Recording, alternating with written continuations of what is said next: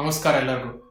Negative energy negative energy negative energy ಕೆಲವೊಂದ್ಸಲ ಲೈಫಲ್ಲಿ ಯಾವ ಥರ ನೆಗೆಟಿವಿಟಿ ಬಂದ್ಬಿಡುತ್ತೆ ಅಂದ್ರೆ ಲೈಫಲ್ಲಿ ಏನು ಮಾಡಿದರೂ ಕೂಡ ಮೋಟಿವೇಶನ್ ಬರಲ್ಲ. ಏನು ಮಾಡಿದರೂ ಕೂಡ ಏನೋ ಒಂದು ನನಗೆ ತಡಿತಾ ಇದೆ ಅನ್ನೋ ಒಂದು ತಳಮಳಗಳು ಇರ್ತವೆ. ಏನು ಮಾಡಿದರೂ ಕೂಡ ಇದು ಸಕ್ಸಸ್ ಆಗಲ್ಲ ಅಂತ ಮುಂಚೆನೇ ಡಿಸೈಡ್ ಮಾಡೋಂಥ ಒಂದು ಮನಸ್ಥಿತಿ ಉಂಟಾಗ್ಬಿಡುತ್ತೆ. ಆದರೆ ಏನಿದು ನೆಗೆಟಿವಿಟಿ ಅಂತಂದರೆ ಮತ್ತು ಯಾಕೆ ಈ ಥರ ಒಂದು ಯೋಚನೆಗಳು ಬರ್ತವೆ ಮತ್ತು ಅದು ಎಲ್ಲಿಂದ ಬರುತ್ತೆ ಆ್ಯಕ್ಚುಲಿ? ಇದೇನು ದೆವ್ವಗಳ ಪ್ರೇತಗಳ ಕಾಟನ ನೆಗೆಟಿವ್ ಎನರ್ಜಿ ಮತ್ತು ದೈವಶಕ್ತಿ ಪಾಸಿಟಿವ್ ಎನರ್ಜಿ ಅನ್ನೋದು?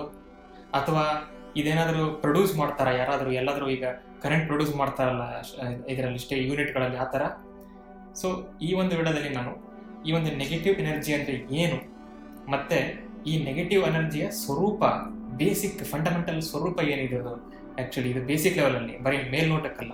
ಮೇಲ್ನೋಟಕ್ಕೆ ನಮಗೆ ದೆವ್ವ ಭೂತಗಳ ಕಾಟ ಇರುತ್ತೆ, ಆ ಕಾಟ ಇರುತ್ತೆ, ಅದನ್ನು ಮಾಡಿಸ್ಬೇಕು, ಶಾಂತಿ ಮಾಡಿಸ್ಬೇಕು, ಹಂಗೆ ಹಿಂಗೆಂತೆಲ್ಲ ನಾವು ಕೇಳಿರ್ತೀವಿ ಎಲ್ಲ ಕಡೆ.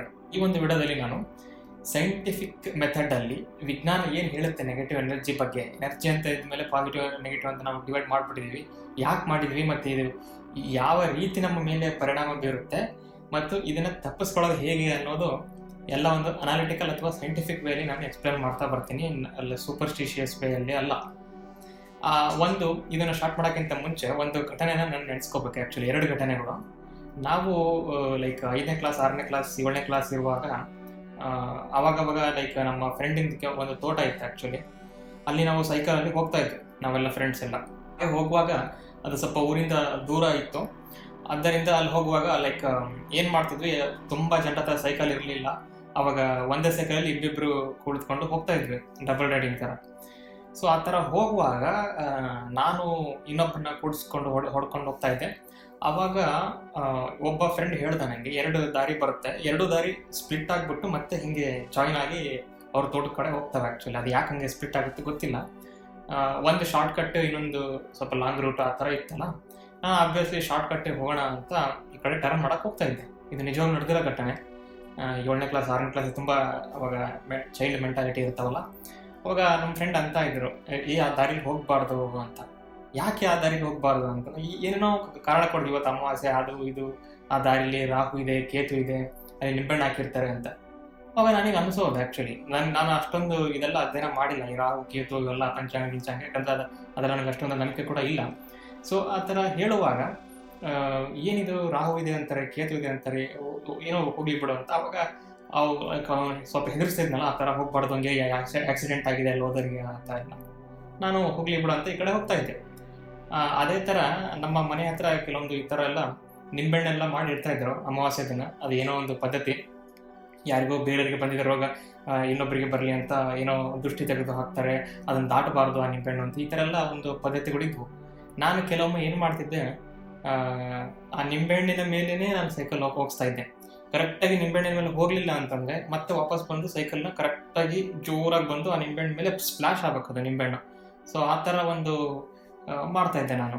ಸೊ ಇದೇನಂತ ಗೊತ್ತಾಗಬೇಕು. ಆ್ಯಕ್ಚುಲಿ ಅದೇನಾದರೂ ನೆಗೆಟಿವ್ ಎನರ್ಜಿ ಇದ್ದರೆ ನನಗೂ ಫೀಲ್ ಆಗಲಿ, ಯಾಕಂದರೆ ನನಗೆ ದೆವ್ವಭೂತಗಳು ಯಾವತ್ತೂ ನೋಡಿಲ್ಲ ಜೀವನದಲ್ಲಿ, ಅದೊಂದು ನೋಡ್ಬೋಣ ಅಂತ ಎಲ್ಲ.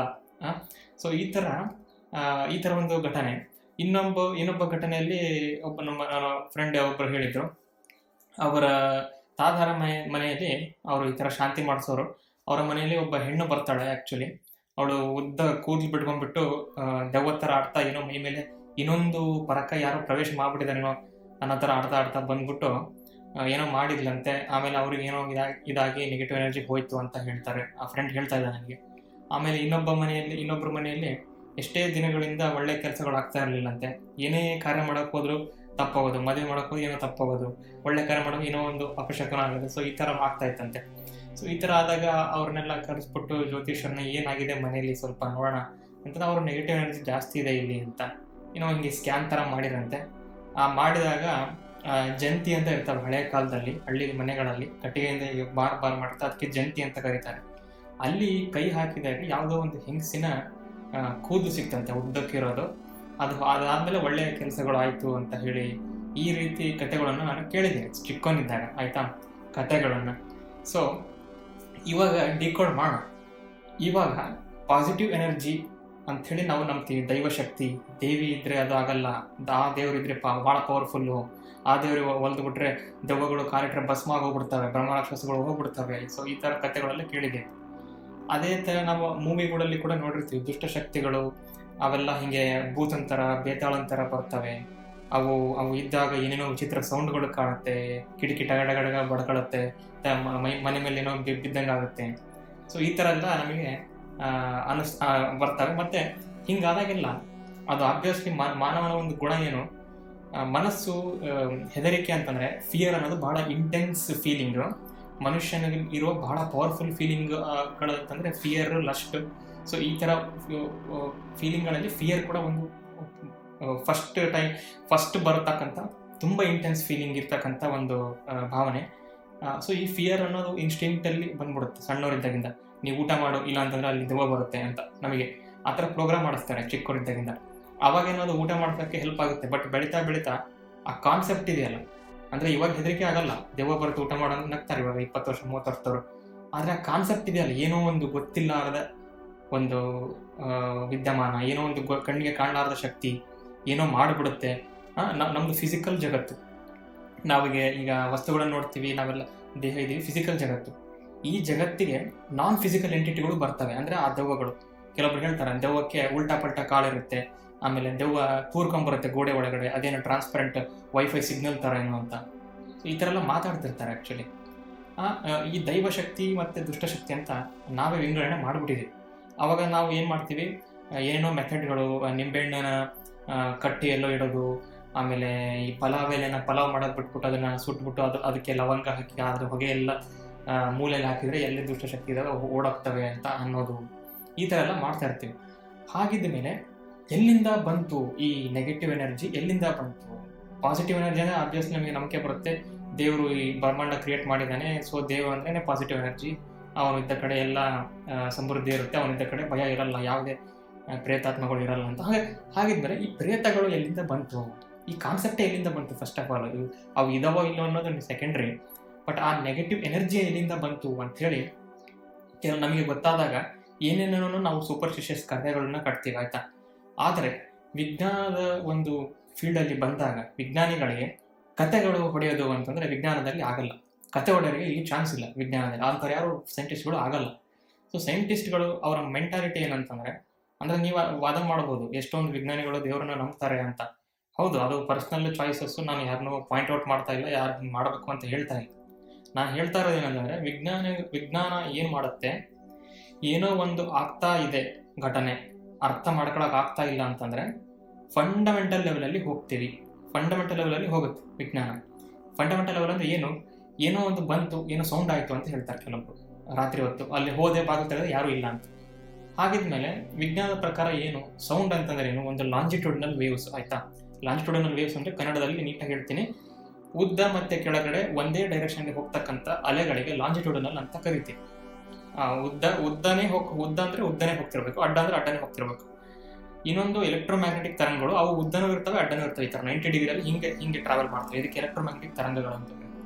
ಸೌಂಡು ಲಾಂಜಿಟ್ಯೂಡಿನಲ್ ವೇವ್ ಅಂದರೆ ಹೋದ ಹಿಂಗೆ ಹೋಗುತ್ತೆ, ಇಲ್ಲ ಹಿಂಗೆ ಹೋಗುತ್ತೆ, ಒಂದೇ ಒಂದು ಡೈರೆಕ್ಷನಲ್ಲಿ ಹೋಗುತ್ತೆ, ಆಯಿತಾ. ಈ ಲಾಂಜಿಟ್ಯೂಡಿನಲ್ ವೇವ್ಸು ಕ್ರಿಯೇಟ್ ಆಗಬೇಕಂದ್ರೆ ಏನು ಬರಬೇಕು, ಗಾಳಿಯಲ್ಲಿ ಡಿಸ್ಟರ್ಬೆನ್ಸ್ ಆಗಬೇಕು. ಡಿಸ್ಟರ್ಬೆನ್ಸ್ ಯಾವುದರಿಂದ ಆಗುತ್ತೆ, ಇಲ್ಲ ಗಾಳಿಗೆ ಒಂದು ತೂಕ ಇದೆಯಲ್ಲ, ಗಾಳಿನೇ ಬಡಿಬೇಕು, ಇಲ್ಲ ಕಲ್ಲು ಹೊಡಿಬೇಕು ಯಾರಾದರೂ, ಇಲ್ಲ ಏನಾದರೂ ಒಂದು ನಾಯಿ ಬೊಗಳ್ಬೇಕು, ಅಥವಾ ಯಾರಾದರೂ ಒಂದು ಅದು ತಳ್ಳಬೇಕು ಡೋರ್ನ.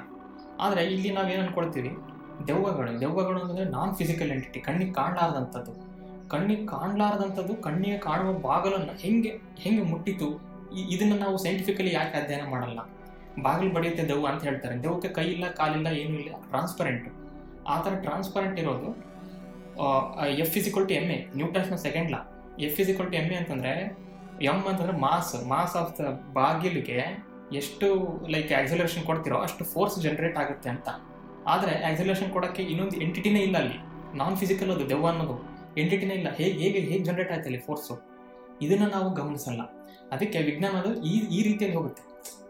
ಒಬ್ಬ ನಾರ್ಮಲ್ ವ್ಯಕ್ತಿ, ವಿಜ್ಞಾನ ಗೊತ್ತಿಲ್ಲದೆ ಇರೋರು, ಅಥವಾ ಗೊತ್ತಿಲ್ಲದೆ ಅನ್ನೋಕ್ಕಿಂತ ಎಲ್ಲರಿಗೂ ವಿಜ್ಞಾನ ಗೊತ್ತಿದೆ, ಪ್ರಮಾಣ ಕಡಿಮೆ, ಗೊತ್ತಿಲ್ಲದೆ ಅನ್ನೋಕ್ಕಿಂತ ಒಬ್ಬ ಸಾಮಾನ್ಯವಾದ ವ್ಯಕ್ತಿ ವಿಜ್ಞಾನವನ್ನು ವಿಜ್ಞಾನವನ್ನು ರೀತಿಯಲ್ಲಿ ನೋಡದೇ ಇರ್ತಕ್ಕಂಥ ವ್ಯಕ್ತಿ ಯಾವ ರೀತಿ ಅನಲೈಸ್ ಮಾಡ್ತಾನಂದರೆ, ಅದೇನೋ ಒಂದು ಕಣ್ಣಿಗೆ ಕಾಣೋ ಶಕ್ತಿ ಇರ್ಬೋದು, ತುಂಬ ಪವರ್ಫುಲ್ ಇರ್ಬೋದು, ನಮಗೆ ಅರ್ಥ ಆಗಲ್ಲ ಅದು, ಹಾಗಾಗಿ ಅವರು ಇಗ್ನೋರ್ ಮಾಡಿಬಿಡ್ತಾರೆ ಅಥವಾ ಹೆದರು ಬಿಡ್ತಾರೆ, ಈ ಥರ ಮಾಡಿ ಅಲ್ಲೇನೋ ಇದೆ ಅಂತ, ಪಕ್ಕ ಅಲ್ಲೇನೋ ಇದೆ ಅಂತ. ವಿಜ್ಞಾನ ತಿಳ್ಕೊಂಡು ಏನು ಮಾಡ್ತಾನೆ, ಹೌದು ಒಂದು ಲಾಂಜಿಟ್ಯೂಡಲ್ ವೇವ್ಸ್ ಜನರೇಟ್ ಆಗಿದೆ, ಅಂದರೆ ಸೌಂಡು ಫಂಡಮೆಂಟಲ್ ಲೆವೆಲ್ಗೆ ಹೋಗ್ತಿದ್ದೀನಿ, ಬ್ರೇಕ್ ಡೌನ್ ಮಾಡ್ತೀನಿ. ಸೌಂಡ್ ಅಂದರೆ ಹೆಂಗೆ ಫಾರ್ಮ್ ಆಯಿತು, ಸೌಂಡ್ ಅದ ಅಲ್ಲಿ ಫೋರ್ಸ್ ಇತ್ತು, ಫೋರ್ಸ್ ಡಿಸ್ಟರ್ಬೆನ್ಸ್ ಕ್ರಿಯೇಟ್ ಮಾಡ್ತವೆ ಗಾಳಿಗೆ, ಆ ಡಿಸ್ಟರ್ಬೆನ್ಸಿಗೆ ನಾವು ಸೌಂಡ್ ಅಂತೀವಿ. ಅದು ಬಂದು ನಮ್ಮ ಆರ್ಗನ್ ಆಫ್ ಕಾರ್ಟಿ, ನಮ್ಮ ಕಿವಿಯಲ್ಲಿ ಇರುತ್ತಲ್ಲ ಆರ್ಗನ್ ಆಫ್ ಕಾರ್ಟಿಯಲ್ಲಿ ಬಡದು ಆ ಇಯರ್ ಡ್ರಮ್ ಅಗಲಾಡಿ ಅದು ಅಲ್ಲಿಂದ ನರ್ವ್ಸ್ ಬ್ರೈನಿಗೆ ತೊಗೊಂಡೋಗಿ ಅದು ಯಾವ ಸೌಂಡು ಅಂತ ಅನಲೈಸ್ ಮಾಡಿ ಇಷ್ಟೆಲ್ಲ ಇದೆ. ಆ್ಯಕ್ಚುಲಿ ಇದನ್ನೆಲ್ಲ ಬಿಟ್ಬಿಟ್ಟು ಆ ಒಂದು ಮೂಮೆಂಟಲ್ಲಿ ಆಗ್ತಕ್ಕಂಥ ಎಮೋಷ್ನಲ್ ಟ್ರಿಗರಿಂಗ್ ಇದೆಯಲ್ಲ, ಭಯ ಅನ್ನೋದು, ಅದು ಮಾನವನನ್ನು ವಿಜ್ಞಾನದಿಂದ ದೂರ ಆಗಂತೆ ಮಾಡಿಬಿಡುತ್ತೆ. ಸೊ ಏನಾಯಿತು, 1920ರ ಸಮೀಪದಲ್ಲಿ ಬ್ರಿಟಿಷ್ ಒಬ್ಬ ಫಿಸಿಸಿಸ್ಟ್ ಇದ್ದರು, ಪೌಲ್ ಡಿರಾಕ್ ಅಂತ, ಒಂದು ಟ್ರೆಮೆಂಡಸ್ ಆಗಿರ್ತಕ್ಕಂಥ ಇಕ್ವೇಷನ್ ಕೊಟ್ಟಿದ್ರು ಎಲೆಕ್ಟ್ರಾನ್ಗಳ ಬಿಹೇವಿಯರ್ ಮೂಲಕ. ಈ ಪೌಲ್ ಡಿರಾಕ್ ಅನ್ನೋರು ಒಂದನ್ನ ಥಿಯರಟಿಕಲಿ ಒಂದು ಜಡ್ಜ್ ಮಾಡಿದ್ರು, ಏನು ನಮ್ಮ ಎಂಟಿ ಸ್ಪೇಸ್ ಅಂತ ಏನಿದೆ, ವಾಕ್ಯೂಮ್ ಅಂತ ಏನಿದೆ ಹೊರಗಡೆ ಏನು ಕರಿತೀವಿ, ನಿರ್ವಾಣ, ಕನ್ನಡದಲ್ಲಿ ನಿರ್ವಾಣ ಅಂತ ಕರಿತೀವಿ, ಇದು ಎಂಟಿ ಆಗಿಲ್ಲ. ಆ್ಯಕ್ಚುಲಿ ಇಲ್ಲಿ ಪಾಸಿಟಿವ್ ಕೂಡ ಇದ್ದಾವೆ, ಪಾಸಿಟಿವ್ ಎನರ್ಜಿನೂ ಇದೆ, ನೆಗೆಟಿವ್ ಎನರ್ಜಿನೂ ಇದೆ. ಆದರೆ ಯಾಕೆ ಗೊತ್ತಾಗ್ತಿಲ್ಲ ಅಂತಂದರೆ ಬ್ಯಾಲೆನ್ಸ್ ಆಗೋಗ್ಬಿಟ್ಟಿದ್ದಾವೆ ಎರಡು. ಈಗ +3 -3 ಕ್ಯಾನ್ಸಲ್ ಆಗಿ 0 ಆಗ್ಬಿಡುತ್ತೆ. ಸೊ ನಮಗೆ ಗೊತ್ತಾಗಲ್ಲ. ಅದಕ್ಕೆ ಅವರ ಸಿದ್ಧಾಂತ ಏನಿತ್ತು, ಎಂಟಿ ಸ್ಪೇಸ್ ಅನ್ನೋದು ಎಂಟಿ ಅಲ್ಲ, ನಮಗೆ ಕಾಣ್ತಕ್ಕಂಥ ಹೊರಗಿನ ನಿರ್ವಾಣ. ಯಾಕೆ ಮೇಲೆ ತೋರಿಸ್ತಿದ್ದೀನಿ ಅಂತಂದರೆ ಇಲ್ಲೆಲ್ಲ ಗಾಳಿ ಇದೆ, ಗ್ರಾವಿಟಿ ಇದೆ, ಸೊ ಇದು ನಿರ್ವಾಣ ಅಲ್ಲ. ಪರ್ಫೆಕ್ಟ್ ವಾಕ್ಯೂಮ್ ಅಂತಂದರೆ ಗಾಳಿನೂ ಇರಬಾರ್ದು, ಗ್ರಾವಿಟಿನೂ ಇರಬಾರ್ದು, ಯಾವ ಎಲೆಕ್ಟ್ರೋಮ್ಯಾಗ್ನೆಟಿಕ್ ತರಂಗ ಇರಬಾರ್ದು, ಕಾಸ್ಮಿಕ್ ಕಿರಣಗಳಿರಬಾರ್ದು, ಅಂಥ ಒಂದು ಪರ್ಫೆಕ್ಟ್ ವಾಕ್ಯೂಮ್. ಆ ಜಾಗದಲ್ಲಿ ನೆಗೆಟಿವ್ ಎನರ್ಜಿ ಕೂಡ ಇರುತ್ತೆ, ಪಾಸಿಟಿವ್ ಎನರ್ಜಿ ಕೂಡ ಇರುತ್ತೆ. ಏನು ನೆಗೆಟಿವ್ ಪಾಸಿಟಿವ್ ಎನರ್ಜಿ ಅಂತಂದರೆ ಈ ರೀತಿ ಅರ್ಥ ಮಾಡ್ಕೋಬೇಕು. ಸೂರ್ಯನ ಸುತ್ತ ಭೂಮಿ ತಿರುಗುತ್ತೆ ಅಂತ ಎಲ್ಲರಿಗೂ ಗೊತ್ತು, ಆಯಿತಾ. ಭೂಮಿ ಸುತ್ತ ಚಂದ್ರ ತಿರುಗುತ್ತೆ ಅಂತ ಎಲ್ಲರಿಗೂ ಗೊತ್ತು, ಆಯಿತಾ. ಇದೇ ಥರ ಸೂರ್ಯನ ಸುತ್ತ ಎಷ್ಟೋ ಒಂದು 8 ಗ್ರಹಗಳು ಸುತ್ತ ಇದ್ದಾವೆ ಅಂತ ಕೂಡ ಎಲ್ಲರಿಗೂ ಗೊತ್ತು. ಯಾಕೆ ಅಂತ ಕೇಳಿದಾಗ ನಾವು ಸೈನ್ಸಲ್ಲಿ ಓದಿರ್ತೀವಿ ಚಿಕ್ಕವರಿದ್ದಾಗ, ಗುರುತ್ವಾಕರ್ಷಣ ಶಕ್ತಿ, ಗ್ರಾವಿಟೇಷನಲ್ ಫೋರ್ಸ್ ಇದೆ. ಒಂದು ಮಾಸ್ ಇದ್ದರೆ ಇನ್ನೊಂದು ಮಾಸ್ ಇದ್ದರೆ ಅವೆರಡು ಅಟ್ರಾಕ್ಟ್ ಆಗ್ತವೆ. ಅಂದರೆ ಎಳ್ಕೊಳ್ಳೋದು, ಅಟ್ರಾಕ್ಟ್ ಆಗೋದು ಅಂತಂದರೆ ಇದೊಂದು ನೆಗೆಟಿವ್ ಎನರ್ಜಿ ಥರ. ಏನಿದು, ಯಾಕೆ ಅಟ್ರಾಕ್ಟ್ ನೆಗೆಟಿವ್ ಎನರ್ಜಿ ಅಂತಂದರೆ ಅದನ್ನು ಈಗ ತಳ್ಳಬೇಕು. ಈಗ ಸೂರ್ಯ ಇಲ್ಲಿದೆ, ಭೂಮಿ ಇಲ್ಲಿದೆ, ಅವೆರಡು ಅಟ್ರಾಕ್ಟ್ ಆಗ್ತಿರೋದಕ್ಕೆ ಇವತ್ತು ನಾವು ಸೂರ್ಯನ ಸುತ್ತಾ ಇದ್ದೀವಿ. ಅಕಸ್ಮಾತ್ ಏನಾದರೂ ಸೂರ್ಯನನ್ನು ಯಾರೋ ಹಿಂಗೆ ತಳ್ಳಿಬಿಟ್ಟಿದ್ರೆ ಅಥವಾ ಭೂಮಿನ ತಳ್ಳಿಬಿಟ್ಟಿದ್ರೆ ನಾವು ಹೋಗ್ಬಿಡ್ತಿದ್ವಿ. ಅಂದರೆ ತಳ್ಳೋದು ಅಂತಂದರೆ ಪ್ರೆಷರ್ ಕ್ರಿಯೇಟ್ ಮಾಡಬೇಕು, ಹೀಗೆ ಹೋಗು ಅಂತ ಪ್ರೆಷರ್ ಕ್ರಿಯೇಟ್ ಮಾಡಬೇಕು. ಪಾಸಿಟಿವ್ ಪ್ರೆಷರ್ ಅದು, ತಳ್ಳುವುದು ಅನ್ನೋದು ಪಾಸಿಟಿವ್ ಪ್ರೆಷರು. ಸೂರ್ಯನನ್ನು ಪಾಸಿಟಿವ್ ಪ್ರೆಷರಿಂದ ತಳ್ಳಿದರೆ, ಭೂಮಿಯನ್ನು ಪಾಸಿಟಿವ್ ಪ್ರೆಷರಿಂದ ತಳ್ಳಿದರೆ ಅಲ್ಲಿರೋ ಗ್ರಾವಿಟಿ ಬ್ರೇಕ್ ಆಗಿಬಿಡುತ್ತೆ. ಆ ಮಧ್ಯೆ ಗ್ರಾವಿಟೇಷನ್ ಫೋರ್ಸ್ ಇತ್ತಲ್ಲ, ಅದು ಬ್ರೇಕ್ ಆಗಿಬಿಡುತ್ತೆ. ಅವಾಗ ನಾವು ಎಲ್ಲೂ ಹೋಗ್ಬಿಡ್ತೀವಿ ಎಂಟಿ ಸ್ಪೇಸಲ್ಲಿ ಇನ್ಫೈನೈಟ್ ತನಕ. ಆದರೆ ಈ ಪಾಸಿಟಿವ್ ಫೋರ್ಸನ್ನು ಹೋಗದೆ ಇರದಂಗೆ 4 ಬಿಲಿಯನ್ ವರ್ಷಗಳಿಂದ, ಯಾವಾಗ ಸೋಲಾರ್ ಸಿಸ್ಟಮ್ ಫಾರ್ಮ್ ಆಯಿತು ಅವಾಗಿಂದನೂ ಕೂಡ ಅಟ್ರಾಕ್ಟ್ ಮಾಡ್ತಾ ಅಂದರೆ ಇನ್ನೂ ತಳ್ತಾ ಇದೆ. ಅಂದರೆ ಹತ್ರ ಅಂದರೆ ನೆಗೆಟಿವ್ ಎನರ್ಜಿ ಇದು. ಗ್ರಾವಿಟೇಷನಲ್ ಫೋರ್ಸು ನೆಗೆಟಿವ್ ಎನರ್ಜಿ, ತಳ್ಳುವುದು ಅಂತಂದರೆ ಅದರ ಮಾಸ್ ಅಂತ, ಮ್ಯಾಟರ್. ಸೊ ಇವೆರಡು ಬ್ಯಾಲೆನ್ಸ್ ಆಗಿದ್ದಾವೆ, ಅದಕ್ಕೋಸ್ಕರ ಕಾಣ್ತಾ ಇಲ್ಲ ನೆಗೆಟಿವ್ ಎನರ್ಜಿ ಅಂತ. ಆದರೆ ಇವರಿಗೆ ಪ್ರೂವ್ ಮಾಡೋಕ್ಕಾಗಲಿಲ್ಲ, ಜಸ್ಟ್ ಥಿಯರಿ ಪ್ರಕಾರ ಹೇಳಿದರು, ಹೌದು ಹಿಂಗಿರುತ್ತೆ ನೆಗೆಟಿವ್ ಎನರ್ಜಿ ಅಂತ. ಮತ್ತು ಇದಕ್ಕೆ ಏನು, ಯಾಕೆ ಒಂದು ವಿಜ್ಞಾನ ಪ್ರಪಂಚ ನಂಬಿಬಿಡ್ತು ಇವ್ರು ಹೇಳಿದ್ದು, ಏನು ಎಂಟಿ ಅಂತಂದರೆ ಖಾಲಿ ಅಂದರೆ ಖಾಲಿ, ಅದರಲ್ಲಿ ಏನು ಮತ್ತೆ ಏನೋ ಒಂದಿದೆ ಏನೋ ಒಂದಿಲ್ಲ, ಅವೆರಡು ಕ್ಯಾನ್ಸಲ್ ಆಗ್ತವೆ ಅಂತಂದರೆ. ಇದನ್ನು ಸ್ವಲ್ಪ ಲಾಜಿಕಲ್ಲಾಗಿ ಕೂಡ ಯೋಚನೆ ಮಾಡ್ಬೋದು. ಈಗ ನೀವು ವಿಡಿಯೋ ನೋಡ್ತಿದ್ದೀರಲ್ಲಪ್ಪ, ನಿಮ್ಮ ಹತ್ರ ಎಷ್ಟು ಮ್ಯಾಂಗೋ ಇದ್ದಾವೆ ಅಥವಾ ನಿಮ್ಮ ಹತ್ರ ಎಷ್ಟು ಡೈಮಂಡ್ ಇದ್ದಾವೆ ಅಂತ ನಾವು ಕೇಳೋದು. ಅಕಸ್ಮಾತ್ ಒಂದು ಎಕ್ಸಾಂಪಲ್ ಅಷ್ಟೇ, ಡೈಮಂಡ್ ಇರ್ಬೋದು ಕೆಲವೊಬ್ಬರ ಹತ್ರ, ನಿಮ್ಮ ಹತ್ರ ಏನು ಡೈಮಂಡ್ ಇಲ್ಲ ಅಂತ ಅನ್ಕೊಳ್ಳೋಣ. ಇವಾಗ ನೀವು ಏನು ಆನ್ಸರ್ ಮಾಡ್ಬೋದು, ಆ್ಯಕ್ಚುಲಿ ನನ್ನ ಹತ್ರ ಏನೂ ಇಲ್ಲ ಅಂತ ಅನ್ಬೋದು, ಅಥವಾ ನನ್ನ ಹತ್ರ 0 ಡೈಮಂಡ್ ಇದೆ ಅಂತ ಅನ್ಬೋದು. ಇನ್ನೂ ಸ್ವಲ್ಪ ಮ್ಯಾಥಮೆಟಿಕಲ್ ಆಗಿ ನೋಡಿದಾಗ ನನ್ನ ಹತ್ರ +5 ಡೈಮಂಡ್ ಇತ್ತು, -5 ಡೈಮಂಡ್ ಆಯಿತು ಅಂತ. ಅಂದರೆ +5 -5 ಸೇರಿ 0 ಆಯಿತು. ಅಂದರೆ ನಿನ್ನ ಹತ್ರ ಏನೂ ಇಲ್ಲ ಅಂತ ಅನಿಸ್ತಾ ಇದ್ರೂ ಕೂಡ, ಸರಿಯಾಗಿ ಈ ಸೆಂಟೆನ್ಸ್ನ ಕೇಳಿಸ್ಕೊಡಿ, ನಿಮ್ಮ ಹತ್ರ ಏನೂ ಇಲ್ಲ ಅಂತ ಅನಿಸ್ತಾ ಇದ್ರೂ ಕೂಡ +5 ಡೈಮಂಡು ಇದ್ದಾವೆ, -5 ಡೈಮಂಡು ಇದ್ದಾವೆ. ಯಾಕೆ ಎರಡೂ ಕಾಣ್ತಾ ಇಲ್ಲ ಅಂತಂದರೆ ಎರಡು ಸಮ ಪ್ರಮಾಣದಲ್ಲಿದ್ದಾವೆ, +5 -5 ಕ್ಯಾನ್ಸಲ್ ಆಗಿ 0 ಆಗಿಬಿಟ್ಟಿದೆ. ಆದ್ದರಿಂದ ನಿಮ್ಮ ಹತ್ರ ಏನೂ ಇಲ್ಲ. ಇದು ಡೈಮಂಡ್ ಅಂತಲ್ಲ, ಯಾವುದೇ ಥರ ಕಾರು, ನಿಮ್ಮ ಹತ್ರ ಯಾಕೆ ಫೆರಾರಿ ಕಾರ್ ಇಲ್ಲ, ನನ್ನ ಹತ್ರ ಒಂದು ಫೆರಾರಿ ಕಾರ್ ಇದೆ, ನನ್ನ ಹತ್ರ ಒಂದು ಫೆರಾರಿ ಕಾರ್ ಇಲ್ಲ.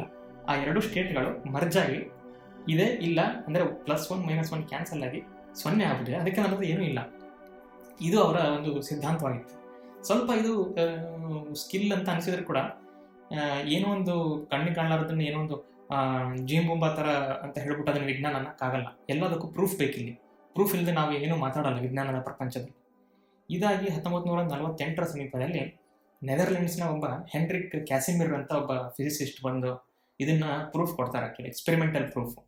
ಹೇಗೆ ಎಕ್ಸ್ಪೆರಿಮೆಂಟ್ ಮಾಡ್ಬೋದು, ನಮ್ಮ ಸುತ್ತಮುತ್ತ ನೆಗೆಟಿವ್ ಎನರ್ಜಿ ಇದೆ ಅಂತ ಅವ್ರು ಹೇಳಿದರು. ಯಾಕೆ ಕಾಣ್ತಾ ಇಲ್ಲ ಅಂದರೆ ಇರೋ ಪಾಸಿಟಿವ್ ಎನರ್ಜಿ ಅದಕ್ಕೆ ಕ್ಯಾನ್ಸಲ್ ಆಗಿ ಬ್ಯಾಲೆನ್ಸ್ ಆಗಿ ಈಕ್ವಲ್ ಆಗಿದಾವೆ.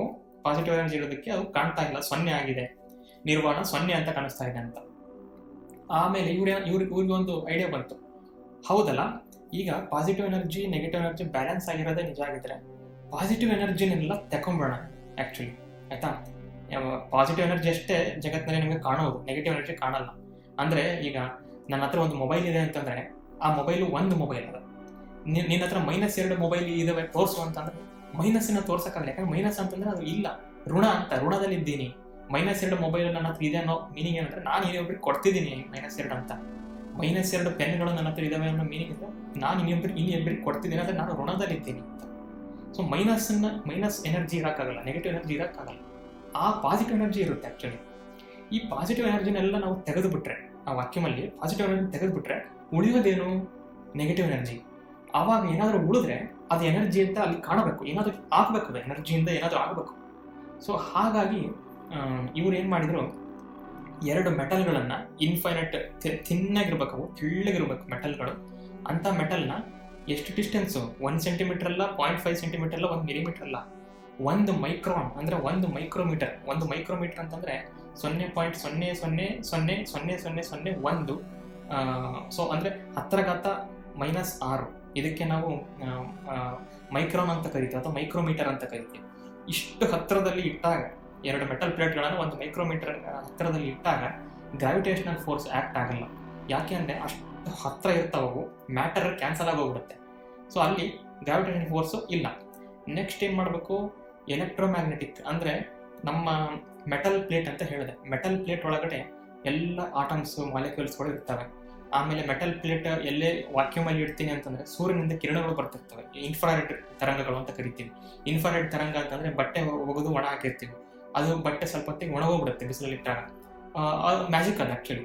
ಇವನೇನು ಈ ಥರ ಮ್ಯಾಜಿಕ್ ಅಂತ ಬಿಸಿಲಲ್ಲಿಟ್ಟರೆ ಹೆಂಗಿದ್ರು ಒಣಗೋಗ್ತಾವೆ ಅಂತ. ಹೇಗೆ ಒಣಗೋಯಿತು ಅಂತಂದರೆ ಸೂರ್ಯನಿಂದ ಬಂದಂಥ ಇನ್ಫ್ರಾರೆಡ್ ಅನ್ನುವ ಕಿರಣಗಳು ಬಟ್ಟೆಯಲ್ಲಿರುವ ವಾಟರ್ ಮಾಲಿಕ್ಯೂಲ್ಸ್ಗಳ ಜೊತೆ ಆ್ಯಕ್ಟ್ ಮಾಡಿ ಅದನ್ನು ಆವಿಯಾಗಿ ಅದನ್ನು ಫೇಸ್ ಟ್ರಾನ್ಸಿಷನ್ ಮಾಡಿಬಿಟ್ಟು ಮೇಲೆ ತಗೊಂಡು ಹೋಗಿ ಅಲ್ಲಿರೋ ಒದ್ದೆಯನ್ನು ಕಡಿಮೆ ಮಾಡಿ ಹಾಗೆ ಅದನ್ನು ಒರಿಜಿನಲ್ ಸ್ಟೇಟಿಗೆ ತಂದಿಟ್ಟಿದ್ದಾರೆ. ಮೈಕ್ರೋವೇವ್ ಕೂಡ ಈ ಥರನೇ. ಮನೆಯಲ್ಲಿ ಮೈಕ್ರೋವೇವ್ ಇರ್ತಾವಲ್ಲ, ಆ ಮೈಕ್ರೋವೇವಲ್ಲಿ 1 ರಿಂದ 3 GHz ಅಥವಾ 3 ರಿಂದ 30 GHz ಈ ಒಂದು ರೇಂಜಲ್ಲಿ ಫುಡ್ಡನ್ನು ಹೀಟ್ ಮಾಡ್ತಕ್ಕಂಥ ಕೆಪಾಸಿಟಿ. ಎಕ್ಸ್ ತರಂಗಗಳು, ಕ್ಷಾಕ್ ಕಿರಣಗಳು ಅಂತ ಕರಿತೀವಿ. ಆಪರೇಷನ್ ಇದು ಮೂಳೆಯನ್ನು ಮುರಿದಾಗ ಕ್ಷಾಕ್ ಕಿರಣಗಳಿಂದ ನಮಗೆ ಇದು ಮಾಡ್ತಾರೆ, ಟ್ರೀಟ್ಮೆಂಟ್ ಕೊಡ್ತಾರೆ. ಸೊ ಈ ಥರ ಅವರು ಎಕ್ಸ್ಪೆರಿಮೆಂಟ್ ಹೇಗಿತ್ತು ಅಂದರೆ ಮೈಕ್ರೋಮೀಟರ್ ಹತ್ತಿರ 2 ಪ್ಲೇಟ್ಗಳನ್ನು ಇಟ್ಟುಬಿಟ್ಟು ಆವಾಗ ಗ್ರಾವಿಟೇಷನಲ್ ಫೋರ್ಸ್ ಆ್ಯಕ್ಟ್ ಆಗಲ್ಲ ಅವಾಗ. ಸೊ ಒಂದು ಹೋಯ್ತಲ್ಲಿ ಪಾಸಿಟಿವ್ ಎನರ್ಜಿ ತೆಗಿಬೇಕಿಲ್ಲಿ. ಇಲ್ಲಿ ಎಕ್ಸ್ಪೆರಿಮೆಂಟ್ನ ಮೂಲ ಉದ್ದೇಶ ಏನು, ಇರೋ ಪಾಸಿಟಿವ್ ಎನರ್ಜಿನೆಲ್ಲ ತೆಗೆದುಬಿಟ್ರೆ ಆ 2 ಪ್ಲೇಟಲ್ಲಿ ನೆಗೆಟಿವ್ ಎನರ್ಜಿ ಉಳಿಯುತ್ತಲ್ಲಿ. ಅವ್ರು ಹೇಳಿದ್ದೆ ಹಂಗಲ್ಲ, ನೆಗೆಟಿವ್ ಎನರ್ಜಿ ಉಳಿಯುತ್ತೆ. ಅವಾಗ ಅದನ್ನು ನೋಡ್ಬಿಡ್ಬೋದು ನೆಗೆಟಿವ್ ಎನರ್ಜಿ ಇದೆಯಾ ಇಲ್ಲ ಅಂತ. ಸೊ ಪಾಸಿಟಿವ್ ಎನರ್ಜಿನ ತೆಗೆಯೋದು ಹೇಗೆ ಅಂತಂದರೆ ಅಷ್ಟು ಹತ್ತಿರದ ಇಡೋದು ಫಸ್ಟ್ ಸ್ಟೆಪ್ಪು. ಸೆಕೆಂಡ್ ಸ್ಟೆಪ್ಪು, ಅದರೊಳಗಡೆ ಯಾವುದೇ ಎಲೆಕ್ಟ್ರಾನ್ಗಳು ಹರಿಬಾರ್ದು ಅನ್ನೋ ಮೀನಿಂಗ್ ಏನು ಅಂತಂದರೆ ಎಲೆಕ್ಟ್ರಾನ್ಗಳು ಅಲ್ಲಾಡಿದಾಗ, ಎಲೆಕ್ಟ್ರಾನ್ಗಳು ಮೂವ್ಮೆಂಟ್ ಆದಾಗ ಆ ವೈರ್ಗಳ ಸುತ್ತ ಕರೆಂಟ್ ಹರಿಯುತ್ತೆ ಅಂತಾರಲ್ಲ ವೈರಲ್ಲಿ, ಅದರ ಸುತ್ತ ಎಲೆಕ್ಟ್ರೋಮ್ಯಾಗ್ನೆಟಿಕ್ ತರಂಗಗಳು ಹರಿತಾ ಇರ್ತವೆ. ಆ ತರಂಗಗಳು ಇದ್ರೂ ಕೂಡ ಅದು ನಮಗೆ ಏನು ಪರ್ಫೆಕ್ಟ್ ಎಲೆಕ್ಟ್ರಿಕ್ ಬೌಂಡ್ರಿ ಅಂತ ಕರೀತಾರೆ ಅದಕ್ಕೆ, ಅದು ಕೂಡ ಇರಬಾರ್ದು. ಅವಾಗ ಏನು ಮಾಡಿದರು, ಆ ವೋಲ್ಟೇಜ್ನ ಗ್ರೌಂಡಿಗೆ ಕೊಡ್ತಾರೆ. 2 ಪ್ಲೇಟಿನ ವೋಲ್ಟೇಜ್ನ ಗ್ರೌಂಡಿಗೆ ಕೊಟ್ಟು ಅದರಾಗಿರೋ ಚಾರ್ಜಸ್ನೆಲ್ಲ ತೆಗಿತಾರೆ. ಸೊ ಇವಾಗ ಯೂನಿಫಾರ್ಮ್ ಚಾರ್ಜ್ ಆಯಿತು, ಮತ್ತು ಅದು ಗ್ರಾವಿಟೇಷನ್ ಫೋರ್ಸ್ ಹೋಯಿತು. ಇದನ್ನು ವಾಕ್ಯೂಮ್ನಾಗ ಇಡ್ತಾರೆ. ಆ್ಯಕ್ಚುಲಿ ವಾಕ್ಯೂಮ್ ಅಂದರೆ ನಿರ್ವಾಣ, ಸ್ಪೇಸ್ ಎಲ್ಲಾದರೂ ಇಡ್ಬೋದು ಅಥವಾ ಭೂಮಿ ಮೇಲೆ ಕ್ರಿಯೇಟ್ ಮಾಡಬಹುದು. ಅದನ್ನು ಆ ಥರ ಕ್ರಿಯೇಟ್ ಮಾಡಿದಾಗ ಅವರಿಗೆ ಒಂದು ವಿಚಿತ್ರವಾದ ಒಂದು ಘಟನೆ ಅಲ್ಲಿ ಅನುಭವಿಸುತ್ತೆ. ಆ್ಯಕ್ಚುಲಿ ಇದು ನಿಜವಾಗ್ಲೂ ನಡೆದಿರ್ತಕ್ಕಂಥದ್ದು.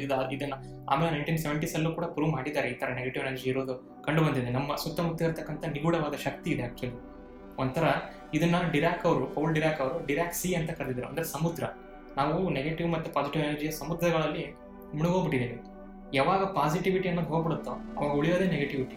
ಸೊ ಇವರು ಈ ಥರ ಮಾಡಿದಾಗ ಅವೆರಡು ಪ್ಲೇಟ್ಗಳು ಅಷ್ಟು ಹತ್ತಿರ ಇದ್ರೂ ಕೂಡ ಟಚ್ ಆಗಿರಲಿಲ್ಲ. ಅವು ಮೈಕ್ರೋನ್ ಗ್ಯಾಪ್ ಇದ್ದಲ್ಲಿ ಟಚ್ ಆಗ್ಬಿಟ್ಟು. ಆ್ಯಕ್ಚುಲಿ ಟಚ್ ಆಗಿದ್ದಕ್ಕೆ ಕಾರಣ ಏನು? ಪಾಸಿಟಿವ್ ಎನರ್ಜಿ ಎಲ್ಲ ರಿಮೂವ್ ಆದಾಗ ಅಲ್ಲಿ ನೆಗೆಟಿವ್ ಎನರ್ಜಿ ಮ್ಯಾನಿಫೆಸ್ಟೇಷನ್ ಆಯಿತು. ಮ್ಯಾನಿಫೆಸ್ಟೇಷನ್ ಅಂತಂದ್ರೆ ಏನು? ಅವತಾರ ಆಯಿತು. ಅದು ಯಾವಾಗಲೂ ಅಲ್ಲಿತ್ತು, ಅವತಾರ ಆಯಿತು. ಈ ಪದಗಳನ್ನು ಸರಿಯಾಗಿ ಗಮನಿಸಬೇಕು. ಮುಂದೆ ಯಾಕೆ ಅಂತ ಹೇಳ್ತೀನಿ.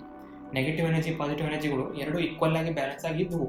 ಈ ಎಕ್ಸ್ಪೆರಿಮೆಂಟನ್ನು ಮಾಡಿದಾಗ, ಈ ವೋಲ್ಟೇಜನ್ನೆಲ್ಲ ತೆಗೆದುಬಿಟ್ಟು ಯೂನಿಫಾರ್ಮ್ ವೋಲ್ಟೇಜ್ ಮಾಡಿದಾಗ ಪಾಸಿಟಿವ್ ಎನರ್ಜಿ ಎಲ್ಲ ಹೋಗಿ ಆಲ್ರೆಡಿ ಇದ್ದಿದ್ದ ನೆಗೆಟಿವ್ ಎನರ್ಜಿ ಎಲ್ಲಿಂದನೂ ಬಂದಿಲ್ಲ, ಆಲ್ರೆಡಿ ಇದ್ದಿದ್ದ ನೆಗೆಟಿವ್ ಎನರ್ಜಿ ಮ್ಯಾನಿಫೆಸ್ಟ್ ಆಯಿತು.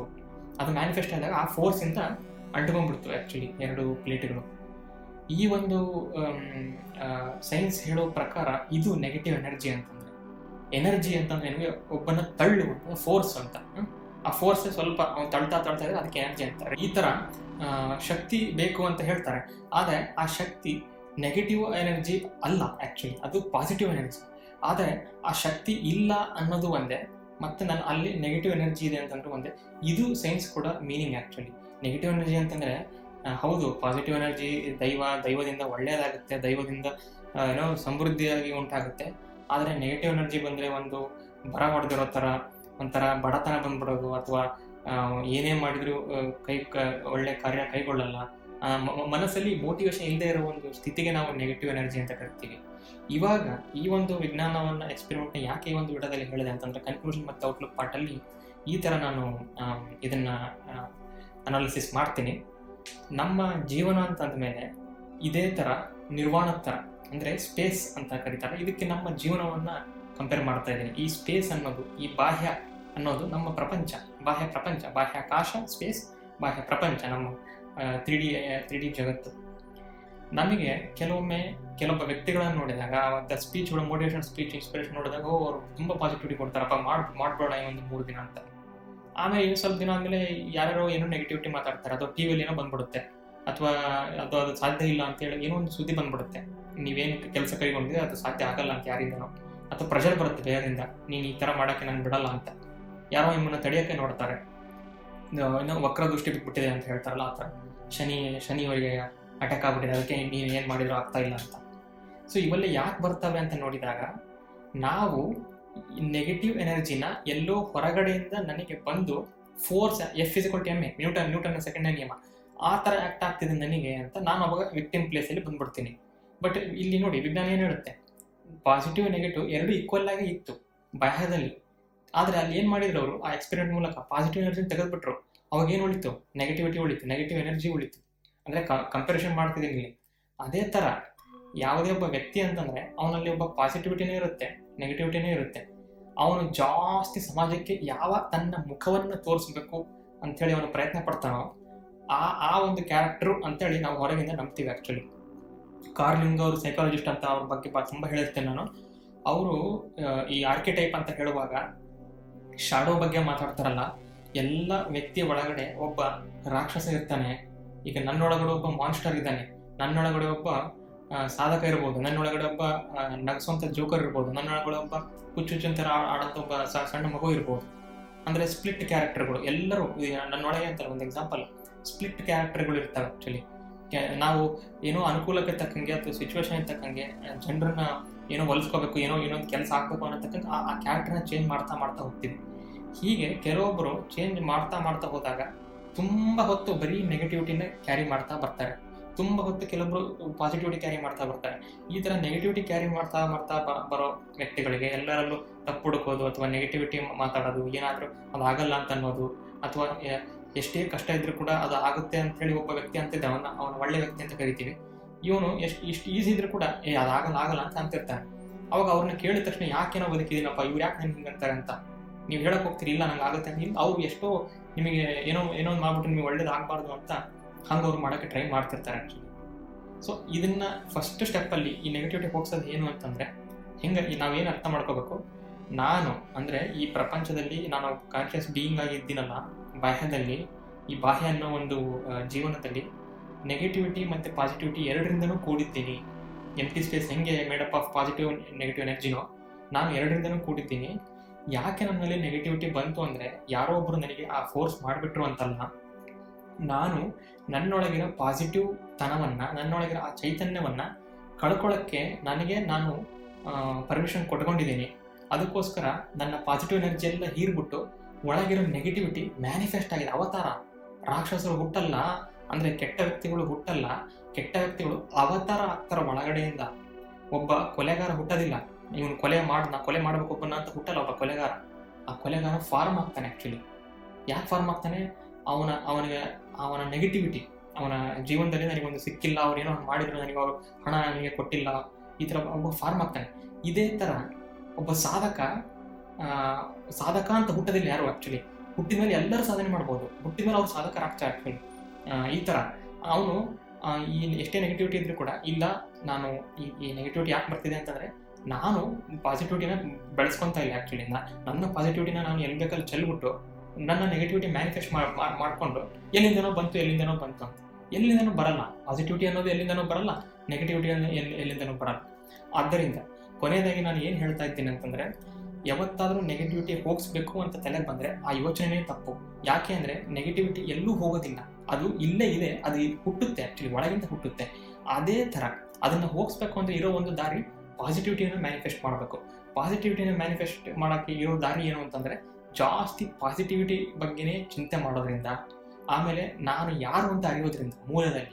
ನಾನು ಮೂಲದಲ್ಲಿ ಒಬ್ಬ ಮನುಷ್ಯ ಅಷ್ಟೇ ಅಲ್ಲ, ನಾನು ಮೂಲದಲ್ಲಿ ಒಬ್ಬ ಸುಧೀಂದ್ರ ಅಷ್ಟೇ ಅಲ್ಲ, ನೀವು ಮೂಲದಲ್ಲಿ ನೀವು ಯಾರು ವ್ಯಕ್ತಿ ಆಗಿದ್ರು ಅವರಷ್ಟೇ ಅಲ್ಲ.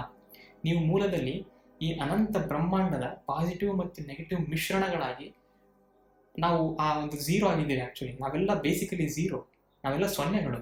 ಈ ಸೊನ್ನೆ ಸಮಥಿಂಗ್ ಆಗುತ್ತೆ ಜೀವನದಲ್ಲಿ, ಸ್ವಲ್ಪ ಕಷ್ಟಪಟ್ಟರೆ ಸೊನ್ನೆ ಇರೋದು ಏನೋ ಒಂದು ಸಮಥಿಂಗ್ ಆಗುತ್ತೆ. Actually so something is better than nothing ಅಂತ ಕರೀತಾರೆ.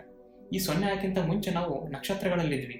ಈ ಸೊನ್ನೆ ಆಗೋಕ್ಕಿಂತ ಮುಂಚೆ ನಾವು ಒಂದು ಆ ಭೂಮಿಗೆ ಆ ಒಂದು ಚಂದ್ರನ ತುಂಡು ಬಡಿತಲ್ಲ, ಅದು ಆಗಿದ್ವಿ. ಈ ಸೊನ್ನೆ ಆಗೋಕ್ಕಿಂತ ಮುಂಚೆ ನಾವು ಸೋಲಾರ್ ಸಿಸ್ಟಮ್ ಫಾರ್ಮ್ ಆಯ್ತಲ್ಲ, ಅದು ಆಗಿದ್ವಿ. ಈ ಸೊನ್ನೆ ಆಗೋಕ್ಕಿಂತ ಮುಂಚೆ ನಾವು ಅತ್ಯದ್ಭುತ ಬಿಗ್ ಬ್ಯಾಂಗ್ ಆಯ್ತಲ್ಲ, ಆ ಬಿಗ್ ಬ್ಯಾಂಗಿನ ಒಂದು ಬ್ರೈಟ್ ಫ್ಲಾಶ್, ಅದು ನಾವು ಆಗಿದ್ವಿ. ಅದು ಆಗಿರೋದಕ್ಕೆ ಇವತ್ತು ಅಲ್ಲಿಂದ ನಾವು ಇಲ್ಲಿ ತನಕ ಬಂದಿದ್ದೀವಿ. ಇಷ್ಟೆಲ್ಲ ಬಂದ ಮೇಲೆ, ಬಾಹ್ಯಾಕಾಶದ ತುಂಡಾದ ಮೇಲೆ ಇನ್ನೂ ನನಗೆ ಯಾರೋ ಒಬ್ಬರು ನೆಗೆಟಿವ್ ಮಾಡ್ತಾರೆ ಅನ್ನೋದು ಎಷ್ಟೋ ಒಂದು ವೀಕ್ನೆಸ್ಸು. ಇದು ಸ್ವಾಮೀಜಿಗಳ ಒಂದು ಮಾತಿಗೆ ಒಂದು ಕಳಂಕ ಬಳದಿ. ಸ್ವಾಮಿ ವಿವೇಕಾನಂದರಿಗೆ ಈ ಥರ ಅಲ್ಲ, ಅವರು ನಿರ್ವೀರ್ಯರನ್ನ ಅಲ್ಲ ಸಮಾಜದಲ್ಲಿ ಹುಟ್ಟಿಸ್ಬೇಕಂತ ಮಾಡಿದ್ದು. ಅವರಿಗೆ ಯುವಕರು ಅಂದರೆ ಯುವ ಜನತೆ ತುಂಬ ಶಕ್ತಿಯಿಂದ, ನನ್ನಲ್ಲಿ ಎಷ್ಟೇ ಹೌದು ಇವತ್ತು ಬಡತನ ಇದೆ, ನೆಗೆಟಿವಿಟಿ ಇದೆ, ಹೊರಗೆ ನನ್ನ ಸಮಾಜ ಬಿಡ್ತಾ ಇಲ್ಲ ಮಾಡೋಕ್ಕೆ ಏನೊಂದು ಕೆಲಸ, ತುಂಬ ಹರ್ಡಲ್ಗಳು ಬರ್ತಾ ಇದ್ದಾವೆ ಅಂತ. ಅದಕ್ಕೆ ಕಾರಣ ಏನಂದರೆ ನೀನು ಹಂಗೆ ಬಿಟ್ಟಿದೆಯಾ ಅವನ್ನೆಲ್ಲ ಬರೋಕ್ಕೆ. ಆ ನೆಗೆಟಿವಿಟಿ ಒಳಗಿರೋದನ್ನು ಮ್ಯಾನಿಫೆಸ್ಟೇಷನ್ ಆಗಕ್ಕೆ ಬಿಟ್ಟಿದೆಯಾ. ಹಾಗೆ ನೀನು ಎರಡೇ ಚಾಯ್ಸ್ ಇರೋದು. ಒಂದು, ಆ ನೆಗೆಟಿವಿಟಿನ ಹೋಗಿಸ್ಬೇಕು ಅಂದರೆ ಜಾಸ್ತಿ ಪಾಸಿಟಿವಿಟಿನ ಬೆಳೆಸ್ಕೊಂಡು, ಅದೇನು ನಲಿಫೈ ಆಗಿದೆ ಆ ಪಾಸಿಟಿವಿಟಿನೇ ಬೆಳೆಸ್ಕೊಂಡು, ಅವಾಗ ನೆಗೆಟಿವಿಟಿ ಹೋಗುತ್ತೆ. ನೆಗೆಟಿವಿಟಿನೆಲ್ಲ ತೆಗೆದಾಗ ಆ ಪಾಸಿಟಿವಿಟಿ ಮ್ಯಾನಿಫೆಸ್ಟ್ ಆಗಲೇಬೇಕು. ನೀ ಏನು ಮಾಡ್ತಿದೀಯಾ, ಜಾಸ್ತಿ ಪಾಸಿಟಿವಿಟಿನೇ ಹೋಗಿಸ್ತಾ ನನಗೇನು ಆಗಲ್ಲ, ಎಲ್ಲೋ ಹೊರಗಿಂದನೇ ಆಗ್ತಿದೆ, ನನಗೆ ಹೊರಗಿಂದನೇ ಆಗ್ತಿದೆ ಅಂತ ಮಾಡಿ ಇನ್ನು ನೀನು ಆ ಒಂದು ನೆಗೆಟಿವ್ ದಾರಿಯಲ್ಲಿ ಹೋಗ್ತಿದ್ದಿ. ಆದ್ದರಿಂದ ನಾವು ಜಾಸ್ತಿ ಪಾಸಿಟಿವ್ ಚಿಂತನೆಗಳನ್ನು ಮಾಡೋದ್ರಿಂದ, ಸ್ವಲ್ಪ ಇನ್ಸ್ಪಿರೇಷನ್ಗಳನ್ನು ಯಾವಾಗಲೂ ಫೋರ್ಸ್ಫುಲ್ಲಾಗಿ ನಮಗೆ ಬ್ರೈನ್ ವಾಶ್ಗಳನ್ನು ಮಾಡೋದ್ರಿಂದ, ಬ್ರೈನ್ ವಾಶ್ ಒಳ್ಳೇದಲ್ಲ. ಯಾವುದರಲ್ಲಿ ಒಳ್ಳೇದು? ಸಕ್ಸಸ್ಸಿಗೆ ಬ್ರೈನ್ ವಾಶ್ ಆಗೋದ್ರಲ್ಲಿ ಒಳ್ಳೆಯದು, ಇನ್ಸ್ಪಿರೇಷನ್ಗೆ ಬ್ರೈನ್ ವಾಶ್ ಆಗೋದು ಒಳ್ಳೆಯದು. ಸೊ ಒಂದು ಕೆಲಸನ ಹಿಡಿದಿದ್ದೀನಿ, ಅದನ್ನು ಹಿಡಿದಿದ್ದನ್ನು ಮಾಡೋ ತನಕ ನಾವೊಂದು ಸಾಧನೆ ಮಾಡಬೇಕಂತ ಇದ್ದೀನಿ. ನಾನು ಒಂದು ಎಕ್ಸಾಮ್ ಪಾಸ್ ಮಾಡ್ತೀನಿ, ಒಂದು ಕೆಲಸವನ್ನು ತೊಗೊಳ್ತೀನಿ ಅಂತ ಹೇಳ್ತಿದ್ದೀನಿ, ಒಂದು ಪೊಸಿಷನ್ಗೆ ಹೋಗ್ತೀನಿ. ಅದನ್ನು ಮಾಡೋ ತನಕ ಯಾವುದೇ ನೆಗೆಟಿವಿಟಿ ನನ್ನೊಳಗಡೆ ಮ್ಯಾನಿಫೆಸ್ಟೇಷನ್ ಆಗದೇ ಇರೋಂಗೆ ನೋಡ್ಕೊಳ್ಳೋ ಜವಾಬ್ದಾರಿ ನಂದು ಅಂತ ನಿಮಗೆ ನೀವು ಚಾಲೆಂಜ್ ಮಾಡಿದರೆ, everything is possible to him who believe ಅಂತ ಏನು ಕರೀತಾರೆ. ಯಾರು ನಂಬ್ತಾರೋ, ಯಾರು ಅವನ ಮೇಲೆ ಅವನಿಗೆ ನಂಬಿಕೆ ಇರುತ್ತೋ, ಅವನಿಗೆ ಎಲ್ಲ ಶಕ್ತಿಗಳು ಕೆಲಸ ಮಾಡ್ತವೆ ಅನ್ನೋ ಮಾತು ನಿಜ ಆಗುತ್ತೆ. ನಿಮಗೆ ಇದೇ ಥರದ ಬ್ರಹ್ಮಾಂಡ ವಿಷಯಗಳು ಮತ್ತು ಮನಸ್ಸಿನ ವಿಷಯಗಳು ಇಷ್ಟ ಆದಲ್ಲಿ ದಯವಿಟ್ಟು ನನ್ನ ಚಾನಲ್ ಸಬ್ಸ್ಕ್ರೈಬ್ ಮಾಡಿ. ಧನ್ಯವಾದಗಳು.